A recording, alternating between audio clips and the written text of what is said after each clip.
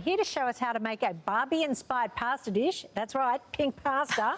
Perfect for your next dinner party. Is Paddy's Markets Ambassador, Melinda Essey. It's great to have you back on the show, Melinda. Thank you. Thanks very much. It doesn't get much prettier than this, but how on earth do you turn pasta pink? It's all natural. How great is that? Good. When somebody said pink pasta, I was a little bit worried, but all natural. With beetroot. With beetroot, so, absolutely. And roasting beetroot so that it actually brings out that beautiful sweetness and the earthiness of beetroot. So there's two ways we can do pink pasta. One is to actually make beetroot pasta, pasta made with a beetroot So the actual puree. noodles are pink. Yeah, Oh, wow. exactly. Right. The other way is to make a pink sauce and then toss the pasta through it. Which you're going to show us first. I'm going to show you both. Okay, so, great. yeah. So, in order to make our sauce, our beetroot sauce, really easy. Roasting some beetroot. I've got about 250 grams of beetroot there. I haven't peeled it. I've just given it a really Now you're good talking scrub. my language. Yeah, absolutely. Keep all those nutrients in. Less work. Yeah, less work. Yep, That's absolutely. the bit I like. Some beautiful echallots. There's about 200 or so grams. Even they're pink. Even they're pink. Yeah. Absolutely. Look, if you didn't have echallots, you could use red onions. Sure. You could use brown onions. Is it fair to say beetroot causes mess? That's why I'm wearing gloves. Okay. Yeah, absolutely. Right. You should be careful, and it does stain your hands. Okay. Does it stain your kitchen benches and It can. You have to. If Looks you like get it you've on committed the a bench, murder, frankly. but it's worth it, though. Happy murder. You've got to clean up the evidence. So garlic.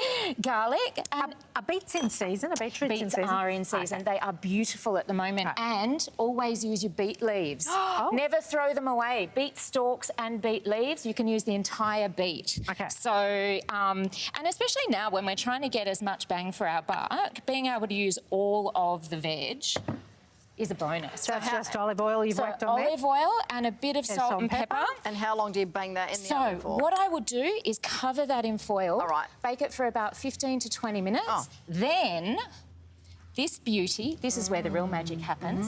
After 15 minutes, this is feta. Yeah. Beautiful Greek feta. Yeah. You lift off your foil, you pop your feta on top, you bake it for another 15 minutes. No. So what happens is the feta gets really lovely and oozy, goes through everything, take it out of the oven, we pop it in a blender.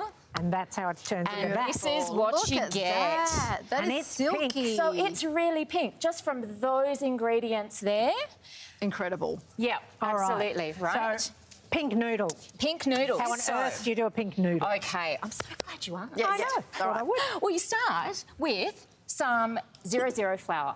Okay. So we use that because it's a super fine flour. 004 pasta, an egg and some beetroot puree. All I did, same kind of vibe. I popped the beetroot in the oven with a little bit of olive oil, roasted it in foil, And then... and then pureed it with a hand blender. Okay. So you pop all that in a bowl, and it's the same process for making pasta. And that doesn't change the consistency of it, whacking beetroot into it? It actually turns out so just this like is this. what you're left So with that's the your dough. That is my beetroot dough. Wow. Yeah. And then what, you just put it soft. through? It is soft. like and Play-Doh. look, it's really, that's exactly how it's supposed to be. So I can do this because we're not going to eat this one. Yeah. Well, we're not going to And eat then it. you just whack it through. Or you can actually chop. You don't need a pasta maker, can you? You can roll it out and you can Chop it. hand do it. Yeah, This is absolutely. fantastic. It's great, right? That is amazing. If it's any stickier than that, then you haven't either kneaded it enough or you've put a bit too much. Now, Right. just taste-wise, you wouldn't Yes. whack your pink sauce on your pink pasta. It's a one or the other situation. It really is. There's too much beetroot. There's such a thing There's as such a thing as too beetroot. much pink as well. Well, look, I can't wait to taste both Same. of these. Brilliant. How about we do that right after we check in with Tristan? Thanks, guys. Well, we're here in the kitchen with Melinda Essey, who's whipped up the perfect pink pasta. We're going to tell you, though, what does it taste like? So we've got pasta with pink sauce and actual pink pasta, and the hero ingredient of both has been beetroot. Absolutely. So how have you served the pink pasta? What's on top of that? So with that, that's a white wine and butter sauce with just a few echallots, a little bit of lemon to take the richness out, and it's garnished with a bit of parsley and some freshly grated Look, I'm just going to, since I'm holding it, You're going to go straight it only in. seems Silly right, not doesn't to. it? Well, Only it's seems silly right. not to. to. Now, if you can see here, I've just put this rigatoni in this pink sauce. That is pink. And it is absolutely transforming it immediately. Like, I think that you kind of have to see that to believe it, right? You do. It's brilliant. Yeah. So seriously, you could get kids eating this purely because it's pink, and they're getting sneaky beetroot. Absolutely. Sneaky beetroot into your kids. Amazing. Don't you think they'd be asking for it as well? Indeed. And your grown-ups, for that matter. Honestly, I didn't hold much hope. When I saw the pink pasta, I was not a believer. I was a skeptic. It's delicious. And Rolla, it's what's the because of verdict that- on the taste? That is incredible. You just see the hints of lemon. Do you want a little bit, Ange? It's so beautiful. I can dish it up for you if you like. Plate up. There we It's go. gorgeous. We've got the kitchen. We've got the kitchen. There we And go. actually so simple. That was When you think you just pleasure. roast the beetroot, puree it Absolutely. to make this sauce, and then you use pureed beetroot to make the pasta as you would any other pasta. Absolutely. And It's look, fun. I've used feta in this sauce, but if you didn't have feta, Yum, you yum, could yum, use yum. ricotta. Good, isn't it? You can just use whatever you want, or whatever you've got. Now, this one, I have used the feta, so it doesn't really need More a lot of cheese. salt, and it certainly doesn't need cheese. I'm wow.